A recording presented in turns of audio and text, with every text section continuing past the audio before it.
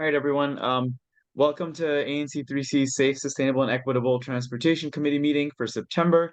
No decisions are made at this meeting. This is meant to be a meeting where we can discuss issues and then eventually bring them to a vote and for more information at our full ANC meeting.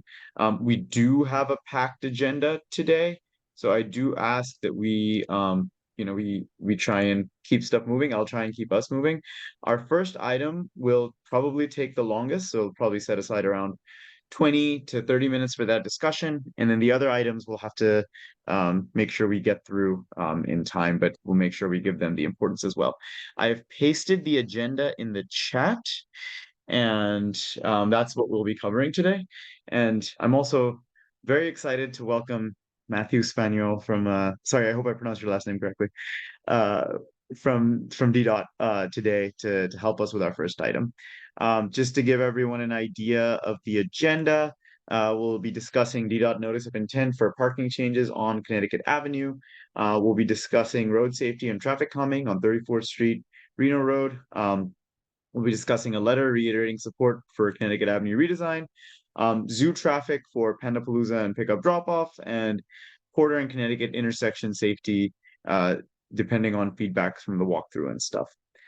Does anyone have anything else they would like to put on the agenda?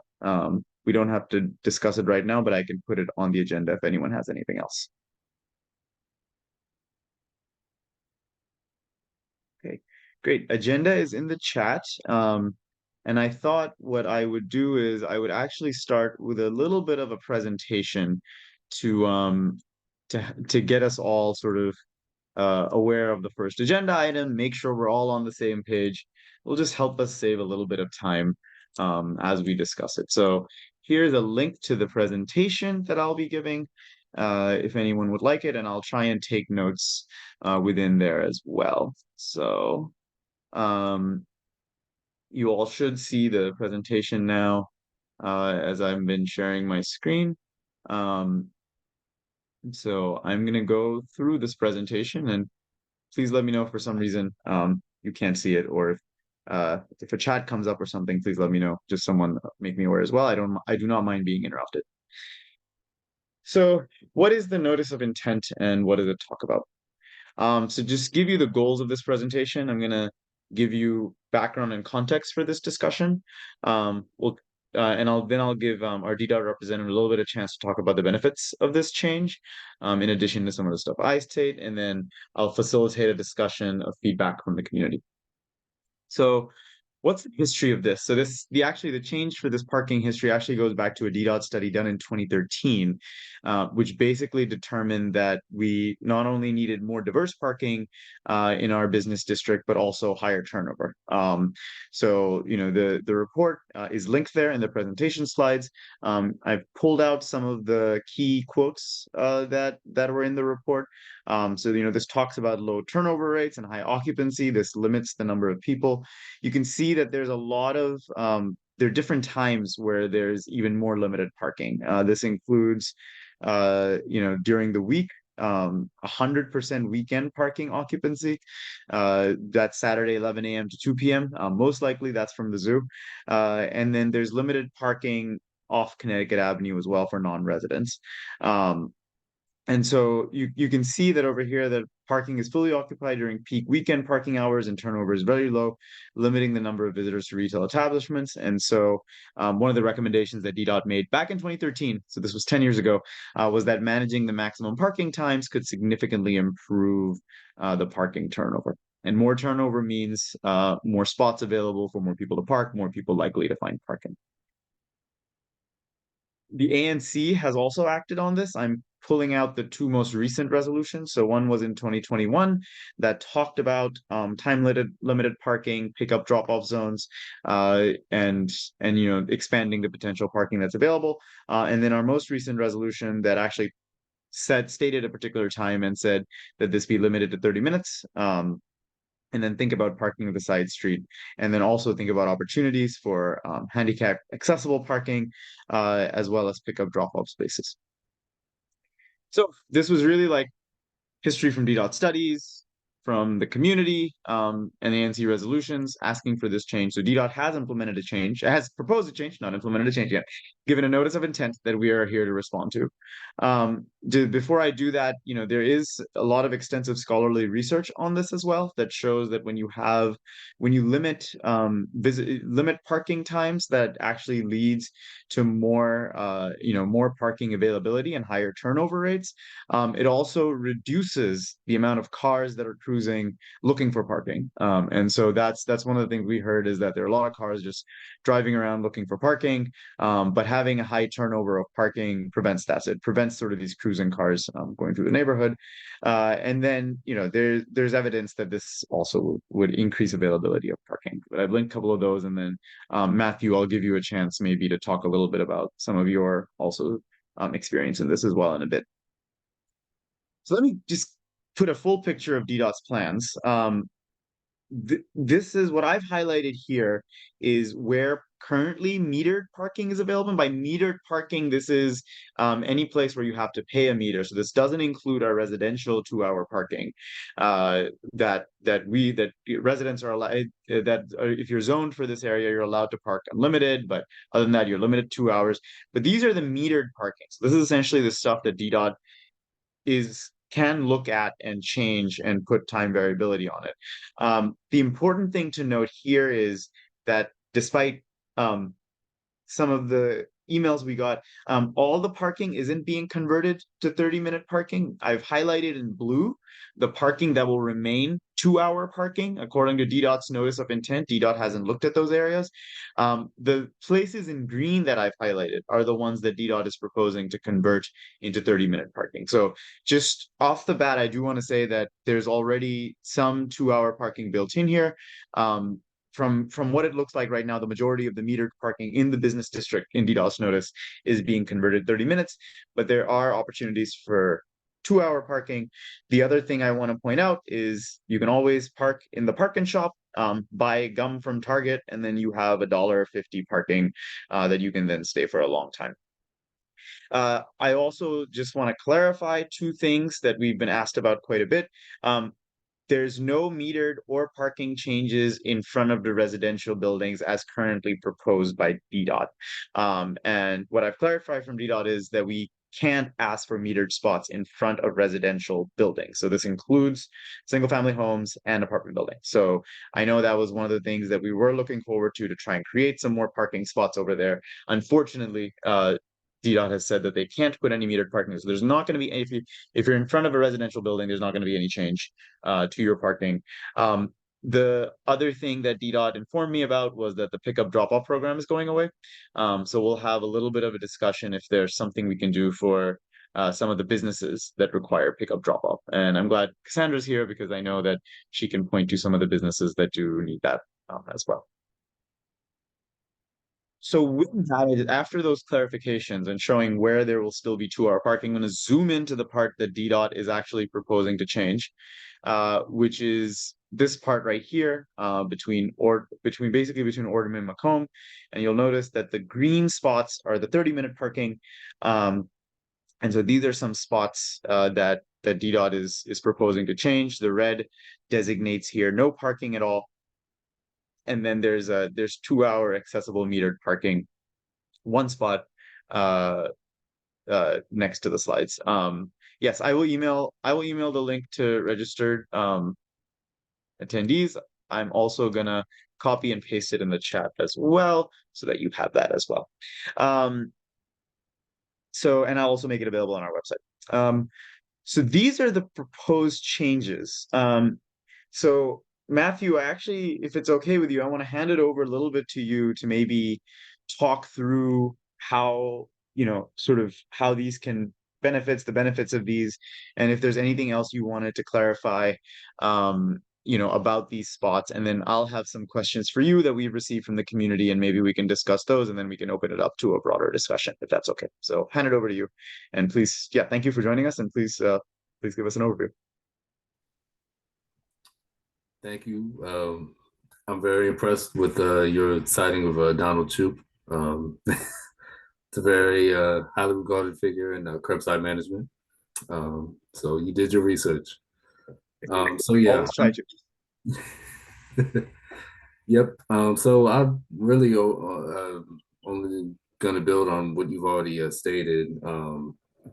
Short-term parking restrictions is, one of our proven tools in curbside management to reduce turnover and keep spaces open on street.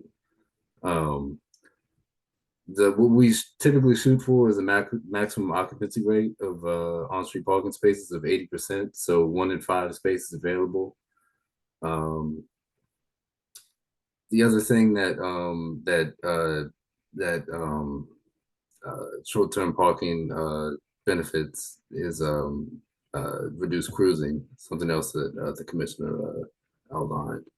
Nearly 1.61 million vehicle miles traveled per year in the United States was wasted in 2020 for cruising for parking, which consumed 47,000 gallons of gasoline and emitted 730 tons of carbon dioxide. We have a Move DC goal, as I think many of you are aware, to reduce greenhouse gas emissions by 50% by 2032 from our 2006 baseline. So this is a component that will help us towards achieving that goal. Also, a lot of the prior studies show that a lot of people are arriving to Cleveland Park by modes other than automobile already. The Woodley Park and Cleveland Park Public Life Study from 2022 showed that only around 19% of people arriving in Cleveland Park were arriving by car, and that 80% of people were, arriving by other modes other than driving. Also, to build on what the commissioner stated, that study from 2013 showed that the parking in the study area was almost fully occupied during peak weekend parking hours, and that turnover was very, very low, limiting the number of visitors to the retail establishments in Cleveland Park. So shortening those time limits will contribute to keeping parking spaces open and keeping people moving at the curb, so that people that want to access the businesses by driving there and parking should be able to do that and find a parking space where they currently can. Thank you so much, Matthew. Really appreciate you bringing the numbers, kind of helping us sort of think through this and stuff like that. I do want to go through some feedback items that we've already received from the community, and then sort of we'll discuss a little bit of those, and then we'll probably open it up to commissioner and committee member questions, and then we'll open up to community questions. Bob Ward, you do have your hand up. Did you have something you wanted to clarify, or if you have a question, then maybe we can wait once we're sort of done with this part? Well, I mean, I think it's relevant here just because you're covering about what the changes were. And one aspect you haven't mentioned here are the changes to loading. Okay. So I think the loading spaces increases, but also the loading time decreased from a 2-hour spot to a 30-minute spot. And I just wanted to see if we have any comment on that. I did, if there's any data on how long, loading trucks typically stay for their deliveries would be relevant to that. Thanks. That's great. I do not have data on that, but let's keep that for a little bit in the discussion when we go to the later discussion. I'll keep that bullet in mind. Commissioner Kripke. Hi, I'm sorry. Sorry if this is a dumb question, but when does the parking meters end? Does it end at 8 or 10 or go all? Actually, when does the metering of this parking end during the day? Do we know? Matthew, do you know? Yeah, I can speak to that. So our metering and enforcement ends at 10 p.m. Okay. Commissioner Prinzo. I also have a stupid question. Can you like in Florida, if you go and you can like continuously feed the meter, is that something that you can do here, or is this like capped at 30 minutes and then you're done? Or do you not? So yes, you actually can. That's one of our issues that we're having with our meters and Park Mobile. Actually, is that you could continuously renew a Park Mobile session. That's a kink we're working out with them. Their stance on it is that somebody could theoretically move their car on the same block, and then that wouldn't violate our parking regulations, and they can renew that way. But yes, as it currently stands, you can continuously renew your session. Okay, thank you. Okay, well, then the changes don't seem that essential. Well, I guess we're doing questions. I'll go on with Ms. Hennessy. Please go ahead. I just had a factual question. I went over and looked at the parking signs, and they say that the 2-hour limit is from 9:30 to 4 on weekdays, and on weekends it's from 7 to 6:30. And then there's 3.5-hour parking from 6:30 to 10. So does this proposal leave that 3.5-hour parking from 6:30 to 10? Matthew, if you can clarify, I believe everything will be 30 minutes then, right? Yes, everything will be 30 minutes. That is our common practice in 2-hour metered parking zones, because that leaves the last 3.5 hours of the time restrictions open that otherwise would fall outside of when we end enforcement. I think the other time was it the other time ending at 4 p.m. was because of the rush hour. But I don't think the proposal, the NOI, mentions the 3.5-hour parking limit, and that's why I asked the question, because it just addresses 2-hour limit. So that's why I was wondering what's going on there. Yeah. I think he clarified that it was a 2-hour zone, and that's kind of their practice, so that could have been clarified a little bit better. Yeah, that's Commissioner Nash. Oh, go ahead. Okay, thanks a lot. So just a couple of questions. So just as a follow-on to that, to clarify, if you were to go to the 30-minute limit at all times, so that would apply to all times that the meters are active or in effect. So you would no longer have a longer tail at the end of the restriction period. It would be all 30 minutes up to when the metered parking expires. Is that correct? Yes, that's correct.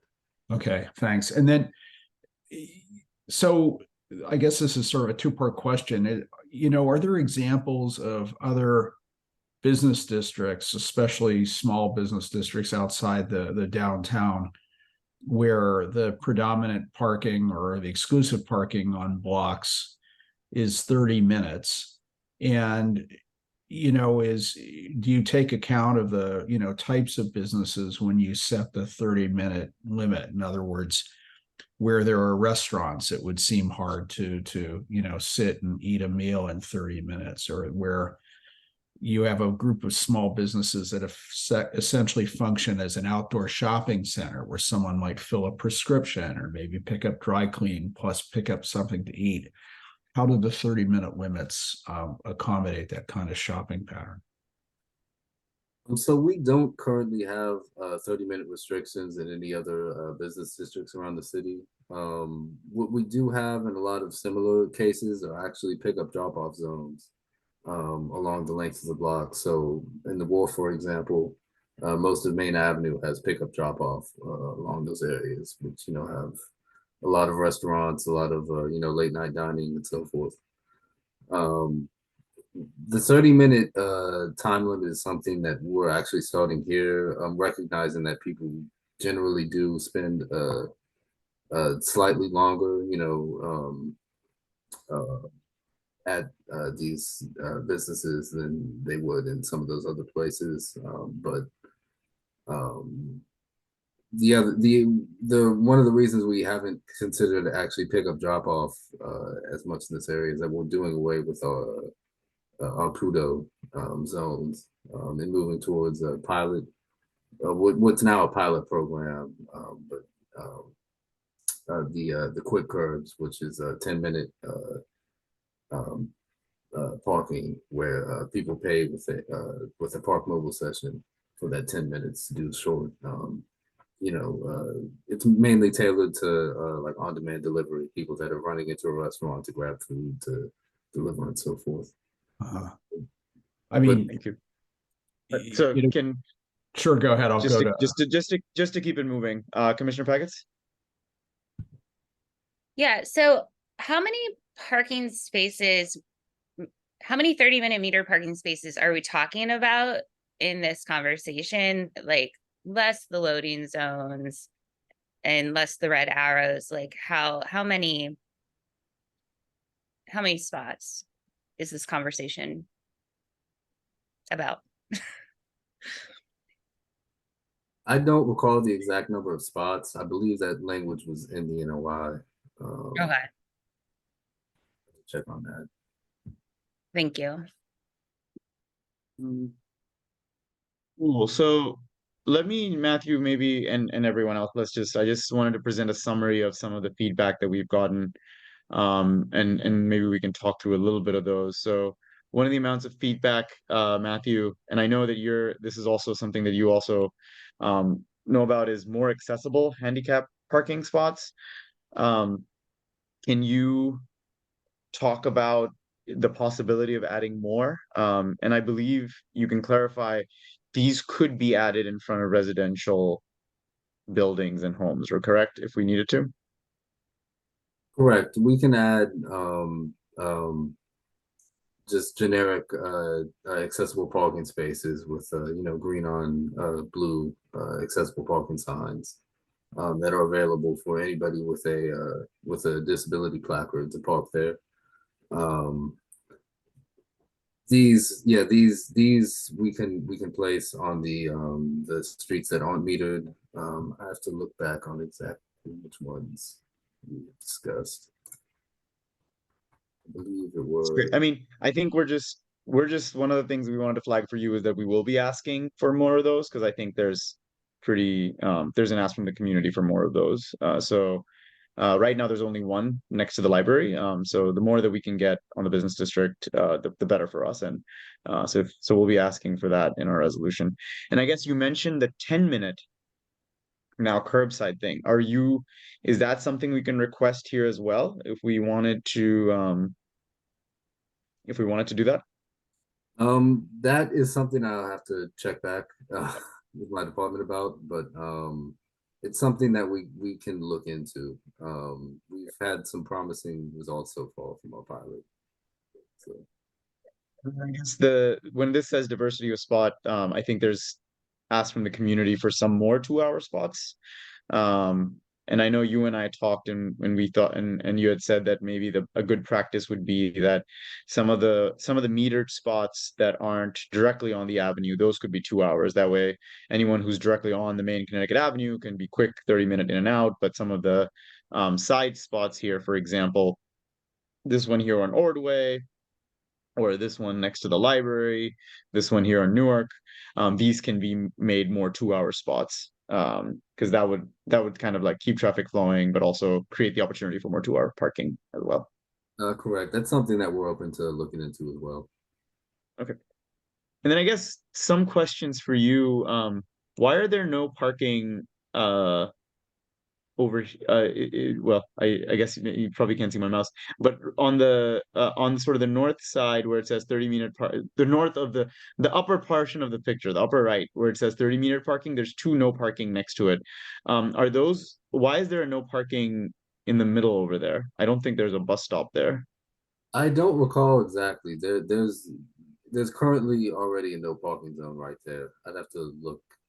I believe that's the Metro access. Is that what it is? Okay. There, yeah, that is the reason. Okay. All right, cool. And then I guess one other thing was that this is where I live.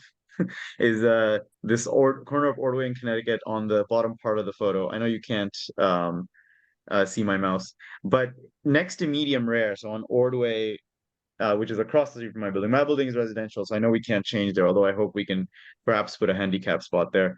But medium rare in Laredo, this is Ordway on the west side of Connecticut.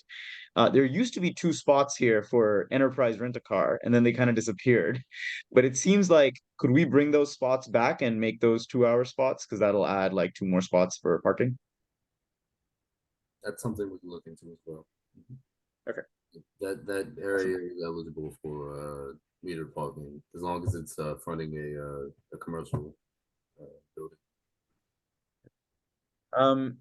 Cool. I do want to give Cassandra a chance because she just 1 or 2 spots. She's talking about 1 or 2 spots outside of 7-Eleven. That's good. But Cassandra, can you speak to which current businesses have pickup drop-offs, and then maybe also talk a little like, if you have any data on loading, on how long loading takes on, like, would the 30-minute loading make sense, or would different loading times make sense? Thank you, Swale. For Pudos right now, currently there's one, they're not actively up, but 7-Eleven has one, Spices has, actually 7-Eleven has 2 spots, Spices has 2, Sababa and Little Blackbird together have 4, I believe. Cracked Eggery has 2, and Fat Pete's definitely needs 1 down there. As far as loading and unloading, I don't have the data on how long, but anecdotally, I think that most trucks can be loaded in less than 30 minutes, but obviously some of the bigger trucks that come for streets, that's in CVS, it's not possible. So Cassandra, I mean, I guess the Pudos that you mentioned, I haven't seen. You said they're not up, but they have, like, I mean, that's a lot of spots for pickup drop off for all of them. So are you saying that like a bunch of these parking spots will turn into curbside pickup drop off? I mean, they are right now. It's just that Spices did put their signs up, and then someone took them down, stole them, or threw them away, or whatever. So they need to put them back up. I had to go reprint those signs. I don't know what the holdup is with Sababa and Little Blackbird, but they have 4 spots. I'm imagining that they just didn't have time to, because they're going to have to create a structure to attach the signs, because there are no trees or anything right there between the service lane and Connecticut Avenue. So I don't know what their holdup is. 7-Eleven. Again, not sure why he doesn't have his up, except that the one that he was granted now has a red no parking hood on it. So I don't know if that has prevented him. And Cracked Eggery has theirs, and they actively, like, they made a bigger sign and put it in Connecticut Avenue. Doesn't have it up all the time. Like, they only have it up at certain times. So is that how these ones work? It's on the tree all the time, but on the weekends they put out the A-frame. So I mean, Cracked Eggery gets up to 200 cars a day coming to pick up. Spices, 40% of their food now is delivery. Fat Pete's, represents a third. So yeah, there's definitely. But I guess the question is, Cassandra, if we add all those spots on the east side of Connecticut Avenue, that means there's no 30-meter parking there anymore, right? So it's no, and I would actually propose that they all get 1 15-meter Pudo. Okay. Yes. So 1 10-minute curbside or something. Okay. Yes. But I think it should be strategic, because who knows, will Spices be there forever? Never, I think it should be attached more to like a location where we have a consolidation of restaurants versus a particular restaurant that may or may not be here for the rest of our lives, if that makes sense. What is the permitting system now, and how long are the Pudo permits, valid for, and how is it that, say, some businesses are able to get more than 1? So they're all, so only anyone who has a designation of a restaurant which 7-Eleven has that designation. It's like a food service. I might be getting that wrong, but they were eligible. Any of them are eligible. They just have to ask the Main Street to apply. So I apply, it gets approved by DDOT or doesn't get approved. I print it out, and right now the PUDOs are good. I think the ones up now expire in March, so they're about 6 months. Thank you. Marianne Steiner? Asking you to unmute. Hi there, sorry. No worries. Thank you so much. So I have two questions.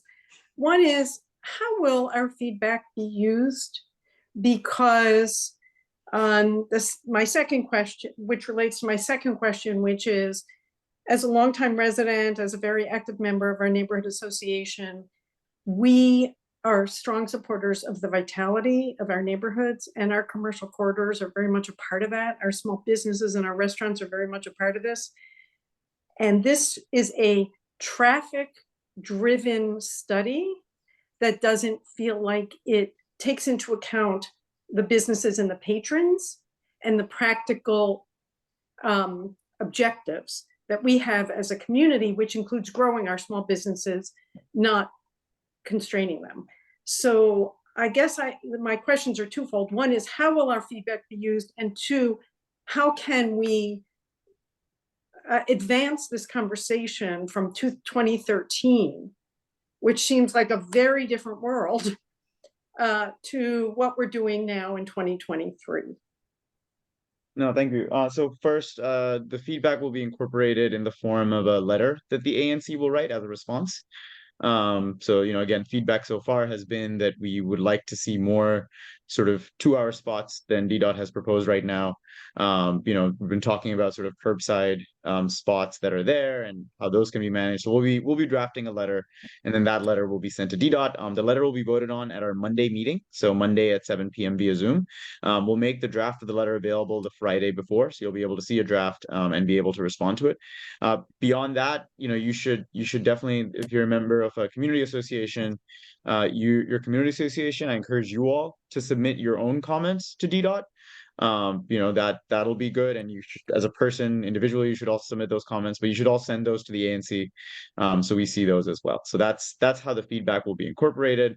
Part of this is about traffic flow and yes, the original study was done in 2013, but there have been recently, like, there's been a lot of pressure to have more pickup drop off and short-term parking. When I go talk to the businesses, they talk about how high turnover. A lot of people talk about, like, people park their cars and go to the zoo. They don't actually come to our business district. They just walk away. And so, what we're trying to do is we're trying to match the demand with what type of parking is there. We right now, I think, if I were to read the tea leaves on how the feedback has gotten, we think DDOT has made too many 30-minute spots. So we are hopefully asking for some of those to be 2 hours, and then also some curbside needs, as Cassandra pointed out, as well. Thank you. Is there any such thing as 1 hour parking? Well, there is. We could try for that. I feel like that would be a little difficult, but I will tell you that if you go to the Park and Shop and buy a gum at Target, you'll get free 1 hour parking right there. So that's one way to get 1 hour parking. So Commissioner Nash asked this too. I guess, Matthew, here's the question for you then, the 1 hour parking question from Commissioner Nash and also from Ms. Steiner. Is that a possibility? Should we ask for 1 hour spots, or do you feel like that'll just make everything too confusing? We have implemented 1 hour parking in other locations. We do try to avoid having more than 2 different parking restrictions, in one area of the city like that. It gets confusing for enforcement purposes and just for people understanding the regulations. If you have a block that, everything is practically 2 hour parking, and you have one section of the block that's 1 hour for some reason, then it gets confusing. People think, oh, the just down the block it was 2 hour parking. Okay. And why are you not restoring the 3.5 hours so restaurants can survive? So the 3.5 hours on that signage is really just a technicality because of our enforcement structure. Our enforcement ends at 10 p.m. So that last 3.5 hours, we'd just be leaving an hour and a half at the tail end when all enforcement ends. So Also, I- as you point, as Sorry, a Ms. Steiner. technicality for a real person, it allows us to go have dinner. I don't So, understand. So Ms. Steiner, I think he said that because they have rush hour parking restrictions ending at 6:30, so 6:30 to 10, that's just 3.5 hours that they had left. Plus, he also just pointed out that you can renew the half hour on your phone through Park Mobile as well. So the half hour is really like, as long as you want to stay there, and you can just keep renewing on the phone too. Commissioner Packets. Yeah, so I just looked at the NOI and we're talking about 35 parking spaces in this conversion. Which I don't think 35 spaces is like, that's what the businesses are thriving on. I think Cassandra, I thought that was great what you shared about the percentage of delivery that the restaurants are experiencing. But I'm curious, like, where are these people parking now if they're not able to have that signage out? Are they double parking? Are they cruising around the block trying to find spots? Like, are they parking illegally in the crosswalk? Like, I feel like there's a lot that is troubling that would be relieved by just this 30-minute and space being open, right? And this because clearly they're going somewhere. A lot of them do just park in the middle of Connecticut Avenue and run in, or they just drop off their car anywhere. I mean, one of the things that I hear over and over from business owners is the amount of hostility they get from particularly delivery drivers when they come to pick up the food and complaining about the parking. I was told today that Fat Pete's on a good day gets only chewed out once, but up to 5 times by delivery drivers complaining about the lack of parking. So that is a need. Like, we absolutely need to figure out how these delivery drivers always have a spot open, right? Like, that's, and I mean, so okay, so that's something important for us to put in.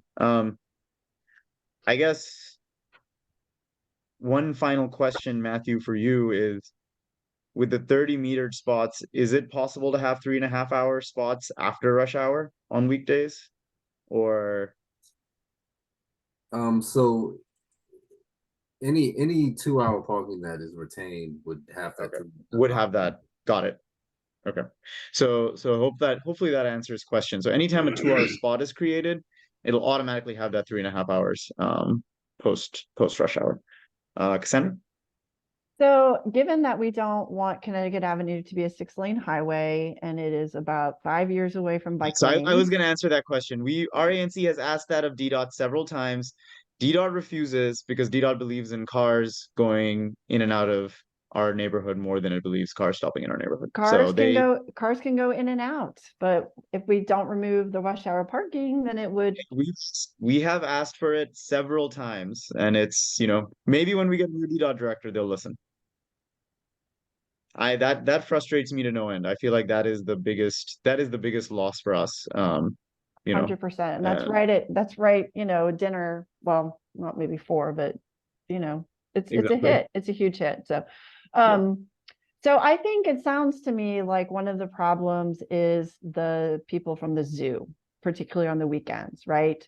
So what can be done about that, if anything, Parking is not determined, like, no, parking is for everyone. So people can come and park, and that's it. And like, limiting the amount of time is one way, right? Like, people are coming from out of town to go to the zoo. They see like, oh, 30 minutes. They'll be like, wait, I don't want to deal with this. Like, and they're more likely to not park there. Well, but if they get a ticket, it's not going to have to be enforced anyway. So, I mean,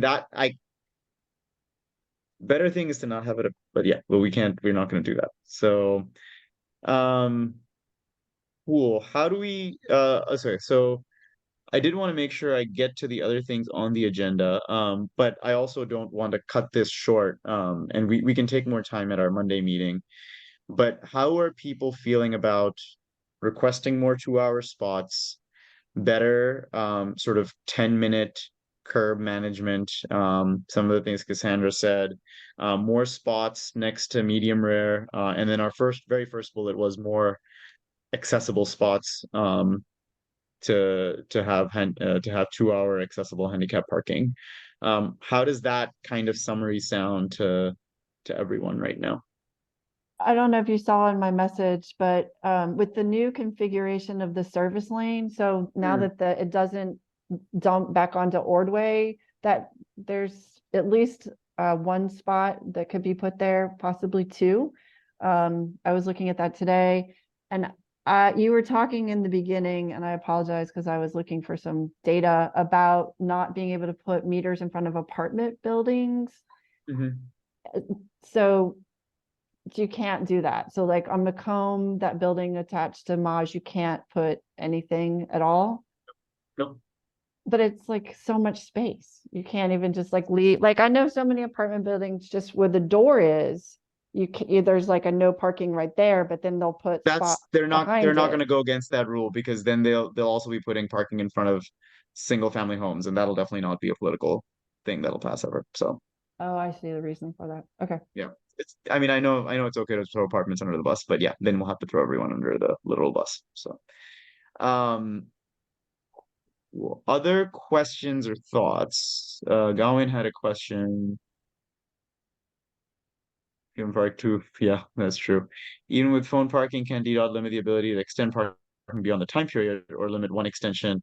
Yeah, so I guess, Matthew, I think you mentioned that the mobile extension that Commissioner Nash is talking about, you're saying that that's an issue that you're trying to resolve, but you haven't resolved it yet, right? Yeah, we haven't really found a way that would be able to resolve it and it be enforceable present moment. But yeah. That's the advertisement for anyone in the neighborhood that does want to park and stay for longer, is download the mobile app. You can stay as long as you want, and it'll keep going. Don't tell the zoo parkers though. Okay. Any other questions or comments? Wally, how much, I don't know if you know this yet, but what are you thinking in terms of how many more 2-hour parking meters you would like to see? Honestly, I would like to see it the way it is now and just convert where there are Pudos, I think 15 minutes, I think 10 minutes, well, 10 or 15 minutes. But you know, we're talking a lot about restaurants, but we also have hair salons, nail salons, places that really require more than 30 minutes. And if you look at the DDOT data from 2013, their own data had 96 minutes that a car stayed parked on the weekdays and 147 minutes on the weekend. So, you know, even with their own data, there's no 30 minutes. Right, because people weren't limited to that. People would just park there and then just stay there, right? So I guess that I'm not going to ask. I don't think we want to ask for the number. I mean, I think the way at least Matthew has explained it is that any of the spots on the side roads, so that's Ordway, Macomb, Newark, those can get converted to 2-hour. And again, I just want to remind of that first graphic. We still have all the 2-hour parking between Porter and Ordway. Like all that 2-hour parking is still there. So, you know, we'll probably, once we ask for like more of the side streets, we'll probably be in more of a 50-50, where the 50% will be 2 hours, and then the other 50% will be a mixture between 30-minute and curbside 10-minute.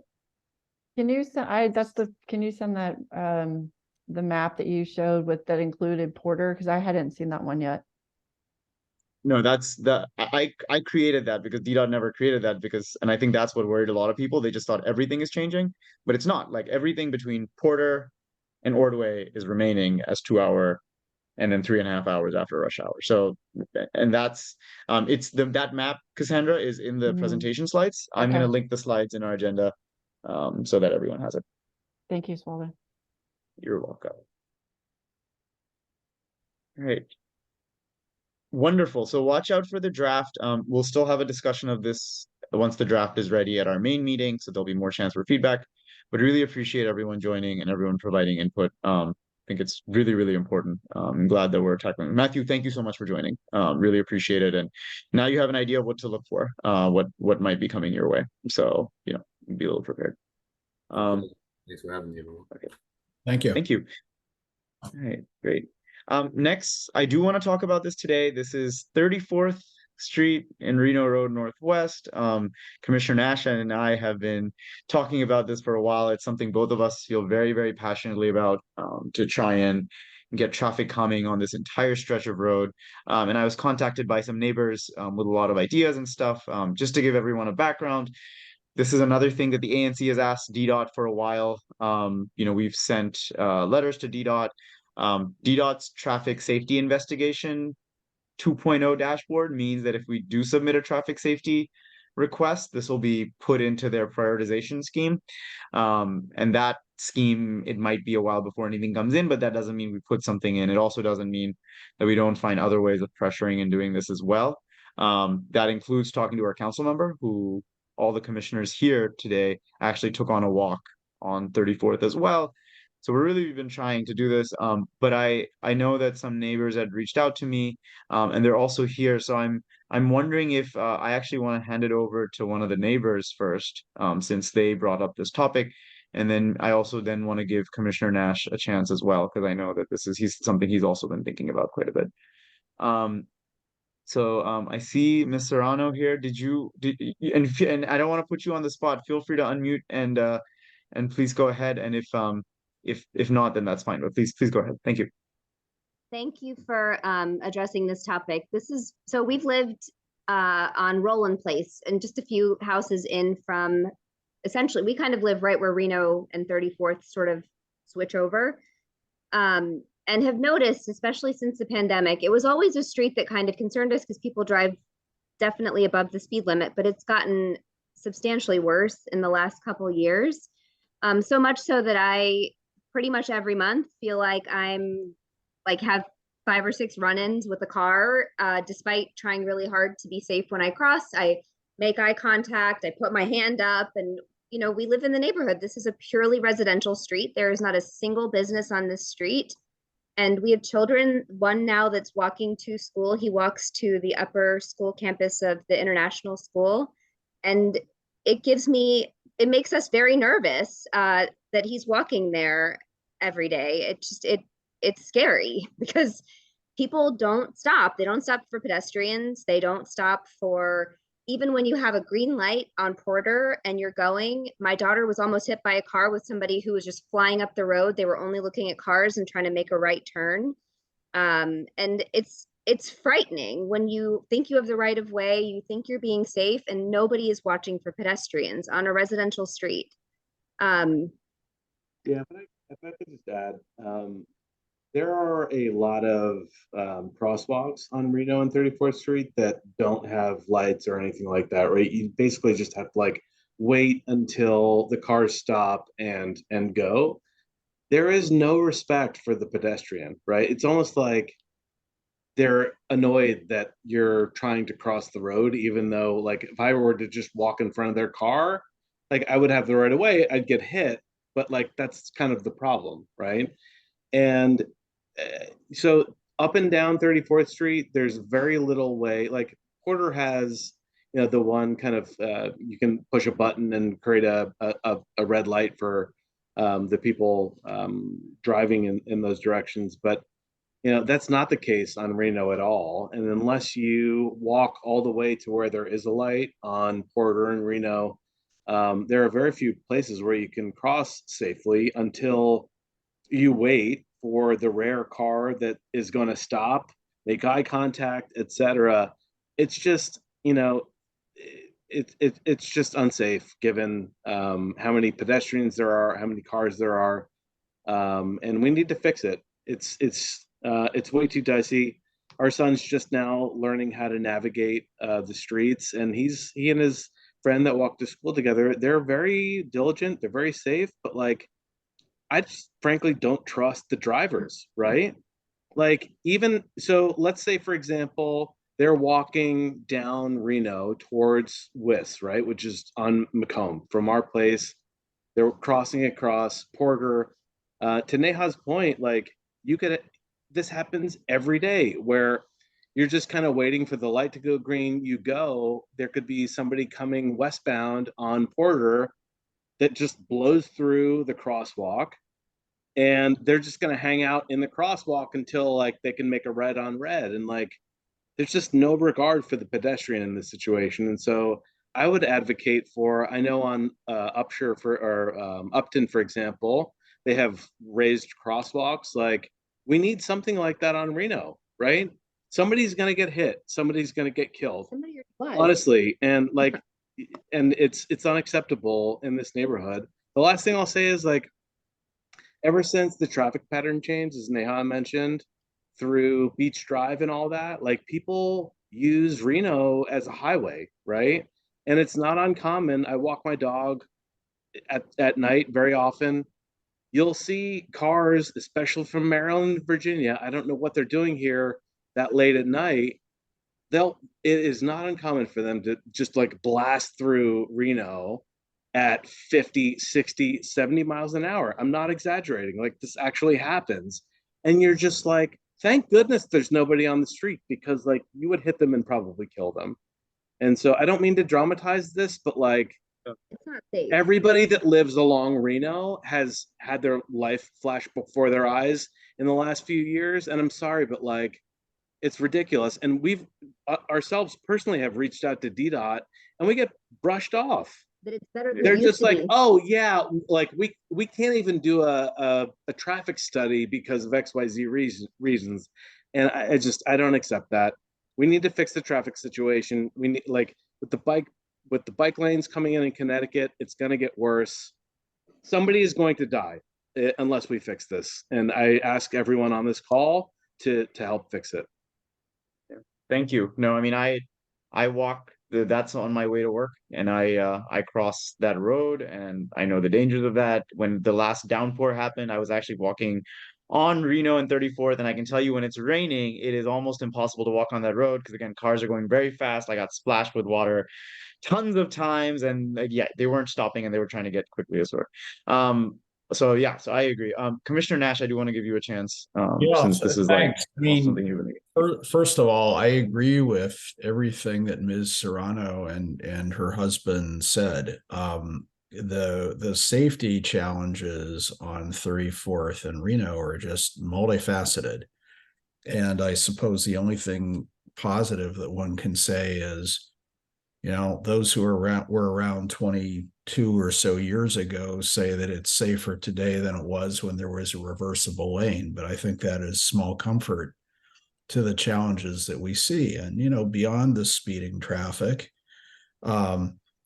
you know, another issue that all of us, Commissioner Siddiqui and others, observed is there are stretches where the sidewalks are very narrow, and they are hard and fast by the travel lanes. There's not even, you know, the most modest tree box buffer between where cars are sometimes going very fast and where pedestrians, including school kids, walk. And, you know, this is a road that, if you know, consider up to where Murch is, has, you know, 2 public elementary schools immediately by the road. It's got a nursery school at Lowell Street. It's got umpteen, you know, other schools, whether at the Cathedral or Murray or Wiss or Deal, you know, within a short distance of this road. And, you know, it's time that DDOT has to take a holistic, you know, approach to studying how to improve safety. And I think, yes, ensuring that 34th doesn't become even more of a diversion route.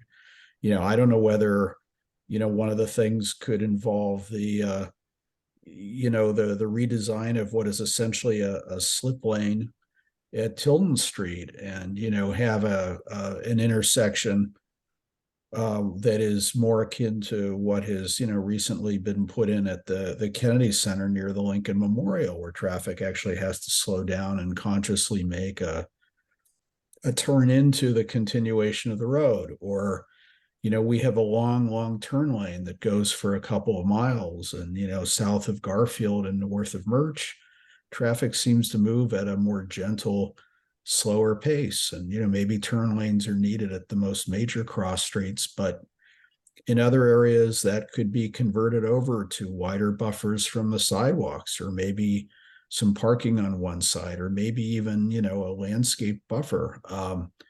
But the way it is configured now, engineers have explained to me, it actually gives drivers some kind of sense that they have a wide median that divides them from the other travel lane, which could increase speeds too at other times. So, I agree. DDOT needs to do more, and, it's got to be driven by feedback from the community, not just from, but, principally including people who live along that road. Thank you, Commissioner Nash. Commissioner Packets? Yeah, thank you for your comments here. And as someone who is a pet all the time, yes, it's a real problem and it's scary out there. But all of these things cost money, right? And DDOT is about to have a new agency head appointed. So a few things of encouragement are to go to and testify at the council hearings, because all of these things need funding and they need council support to pass legislation, the mayor to sign off on it, and then the council to fund it later. Vision Zero has been a thing since Mayor Bowser took office years ago. And we are failing on Vision Zero, mainly because we are not funding the program. So it's not DDOT's like neglecting to do their job. It's a lot of it is funding. And this is not just a Ward 3 problem. This is throughout all 8 wards. So coming up on October 4th, there is a Transportation and Environment Committee hearing, and its topics are on 4 bills. And a number they are all basically to focus on vehicles and their lawlessness. So I will put a link in the chat to the hearing. They've made it very easy to sign up to testify, and you can testify either live and in person, or you can submit testimony. All of that information is available on that site with that notice. So the more loud the drumbeat is on this is what we want, this is what's important to us as residents of the District of Columbia, for not only us, but everyone that comes to visit here. That's what they need to hear. So I appreciate you coming here, and we'll do our part as an ANC and submit into the record like this is a priority. We'll go and testify ourselves. Swala and I are frequent flyers at a lot of these committee meetings, along with a lot of our counterparts throughout the district, that this is a priority and we know it. And I appreciate pointing out really troubled areas. But yes, and the district needs to prioritize pedestrians and everybody outside of a car before throughput of traffic. So thanks for that idea, Commissioner Packets. This is why we discussed, like, Mr. Rano, I know you emailed me and you actually had a lot of great detail for each intersection of what to do. And even just today, I think Commissioner Nash has brought us some really good ideas, and Commissioner Packets brought up some really good ideas. So I guess I think this hearing is a really good idea. And Matthew, I hope you understand, when we say DDOT, we don't really mean you. We know, like, people are working within the system, and like, that's your hands are tied on how much you can do and stuff. So just please don't take it the wrong way. We all know we're sort of going in this direction. Commissioner Kupi. Just a quick comment. I feel the pain here. I'm both a pedestrian. I never cycle on Reno. I just feel like that's a death trap. So I'm a cyclist, but I specifically never cycle on Reno. But I run along Reno, and I run across Reno as a runner and a pedestrian. And then I also, I'm embarrassed to say, I'm driving it almost daily. And so I see both it's crowded and dangerous. There are some parts, and maybe the the residents who have brought this to us. There's some parts that are particularly dangerous. Coming up that hill, I think it's I should know this. I think it's Ordway. Is just really, really dangerous. I think we all know that's a really dangerous intersection because people are picking up speed going up that hill and they don't want to stop. And if there's a pedestrian there, it's just a nightmare. And then that turn that's around Quebec is like a blind. It's like a blind intersection. And if you're either driving or a pedestrian trying to cross there or interact with that intersection, it feels really scary. It feels like cars can come up on you. Going what is that southbound, going too fast, and it's just really, it feels scary. I'd much rather cross in other intersections because that one, there's a couple there that just feel really scary because they feel blind, and that's where I think it converts from Reno into 34th and has a little bit of turns, and some of those turns are the visibility is really poor. So I don't have a solution, but it needs study and it does need change. And there is, as other comments have said, there might be change coming because traffic patterns are changing around us, including on Connecticut. So it's hard to know how to sequence this exactly. But Reno and with the schools there, I'm just reiterating other things that other people are saying, but just want to say that I see it and it feels like an issue. Thank you, Commissioner Kripke. So how about I propose this? I think if people, and and really, like, honestly, testifying at hearings, yes, sometimes it might sound like nothing happens, but doing it in person, having people see you there, it's all on Zoom, so it's and it's really annoying because it's in the middle of the day. I take time off from work sometimes to go do it, but if you can do that and like talk about your story, share directly to the council members and say like this is happening, that's going to help from that end. I think what I think we should do is write a very detailed letter. And I want to take the recommendations everyone has made and kind of put them together. And it seems like I think we should get the ANC to sign off on it and send it to DDOT. And even before that, I think before this hearing, we can at least get something in the record for those as well. But that's what I propose as a next step. I'll work with everyone who's provided input, created a Google Doc, and then probably me and Commissioner Nash can take a first draft at the letter since this is like intersecting our SMDs. I guess maybe Commissioner Cookies as well. But I don't know maps that well. But yeah, so we'll take a crack at like putting a draft together with all the ideas in there. And then let's bring it up at our next transportation committee meeting to see how far we've gotten and where else we need to put it. Yeah, please go ahead. Well, thank you for that. Yeah. I think there are some details that need to get ironed out, and I want to thank everybody in advance for their support on this. For me, it's pretty simple. We just need to slow Reno down. We just need to slow the street down. That's it. How we do that, I think the devil's in the details, but to me, the theme is like, slow it down.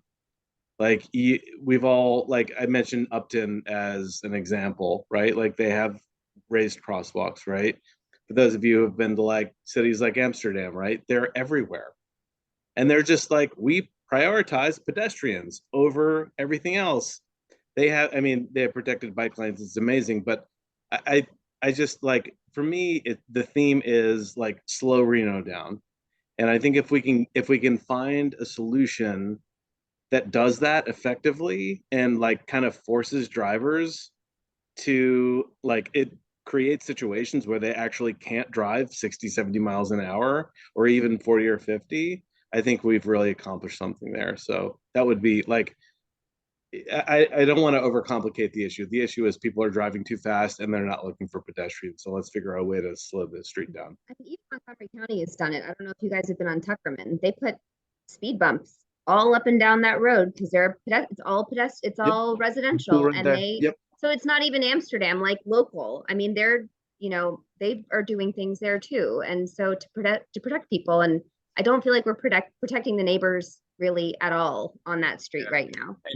Speed tables can be helpful, and DDOT is, I think, more flexible than they used to be on some traffic calming.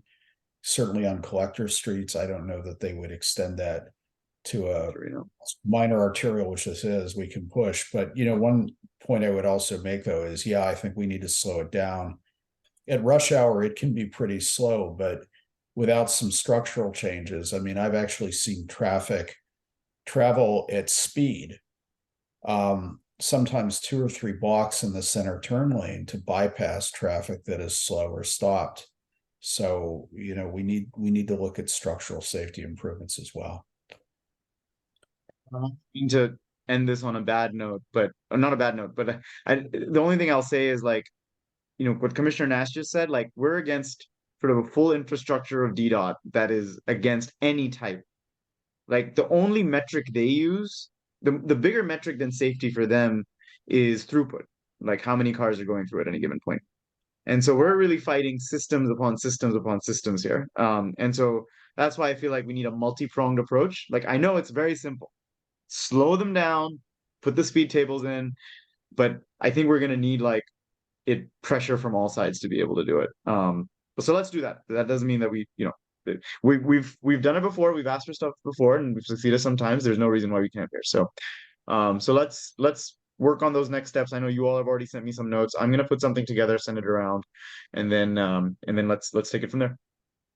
I just want to say it's not just DC DDOT that this is like a priority for just them. This is not unique. This is an American problem. And this is like the traffic manuals and all of the things that all of the traffic engineers are trained on is throughput of car, right? And what you guys are saying about, you can post whatever speed limit you want, but if the driver and the infrastructure feels like you can comfortably go faster, they will. And that's human nature. Yep. And you're preaching the choir about like designing the road to make it impossible to behave badly, right? So yeah, we just need a beating drum of like, this is important to everybody else outside of a car. Thank you all so much, and I'll follow up, and we'll take it from there. I know Ms. Hennessy is here, and so I'm going to move our 4th item to our 3rd item about zoo parking.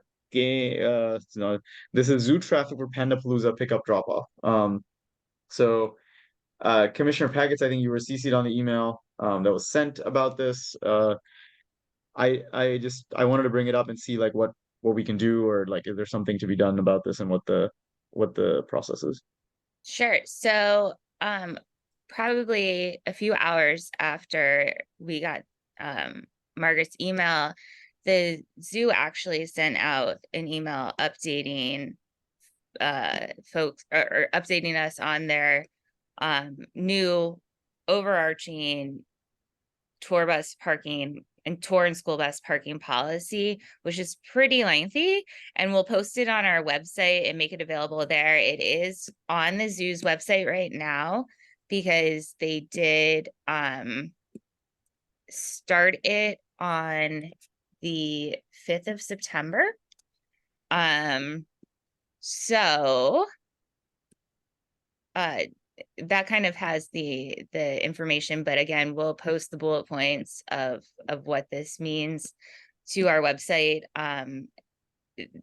That they are piloting this program that allows for buses to pull into their property. There is still a reservation system, but that being said, not all buses will make a reservation. So there is still a conversation to be had about with DDOT and DPW and MPD about enforcement in the area, but they have identified when like their peak demand is, both times and season and weekends and all of that. So this is at least a step forward in solving this problem. It's not the full solution, but progress, and we'll move from there based on what we're seeing in real time when it's rolled out. So it's probably not perfect, but we can't let that get in the way of the good. But I will definitely be reaching out to them to follow up specific to the Panda Palooza events, which they're encouraging use of Metro for, and hopefully they've been doing promotions within their facility. If you show your Metro card or whatever, you get some sort of giveaway. So Cool. Yep. Thank you, Commissioner Pagets. Is there anyone else who would like to add anything on that topic?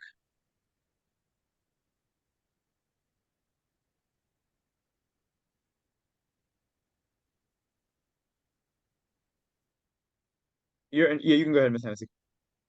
Hi, I live right down the street from the zoo, and I have counted as many 30 buses parked on Connecticut Avenue, and buses parked 3 out together out into the road trying to load and unload school kids. It's really dangerous, and as we all know, and the problem is that, as I see it, the zoo as a federal facility doesn't really have to listen to the city. And this Panda Palooza is actually put on by a city agency. So it seems to me we should be able to talk with them about what kind of protections there could be put in place. So I don't know whether you've been able to talk with anybody about that, Janelle, but I think they're planning to have just tons and tons of activities at the zoo and bring in a lot of people. And one of the problems I think they have is that the zoo police don't have any authority on the street. So if we know that there are certain times when it's going to be really, really popular, I would hope that we could find some way to have the DC officials help with the traffic. Yes, and specific to like there, so with the zoo's reservation system, it has been helping them keep track of the volume of folks that are visiting the zoo. So one of the changes with this policy that is currently in effect is that all groups must have a reservation to enter the park. So they'll be able to see that data of when the groups are coming, and they have previously groups could only book 60 days in advance. But now they've opened it up to a longer time period. So those reservations will be, they'll see the pickup in them and then be able to act accordingly. So that is definitely a change that should help with, and they also weren't allowing buses to come pick up, drop off on the campus, right? So that's a big improvement that now that will be allowed. So they don't give the buses any idea of where to go, so they start parking up and down Connecticut Avenue. And right. Yes, and that's now being changed. So they have already reached out to the tour bus groups and the school districts and stuff that have made reservations in the past to let them know that this is the policy moving forward, and that these are the terms and conditions and the rules of the road, if you will. So there are still, it's limited bus parking reservations, but there's an option now. Thank you. Cool. So I know we're 15 minutes past, but I do want to mention this, and if this does require a longer discussion, we'll have a chance at our main meeting to do it. But drafted a letter that essentially just reiterates the ANC's support for Concept C. Essentially, it just refers back to the resolutions we've passed, just to let the city know that we're reiterating our support. Commissioner Kripke has looked at this and endorsed it, so has Commissioner Geis. And I wanted to bring it up here, see if people had suggestions or thoughts. Obviously, suggestions or thoughts are also welcome at our Monday meeting or before it as well. But essentially it takes some of the stuff, this refers back to the resolutions we've passed before and some of the other data that we have. I've put it in the chat.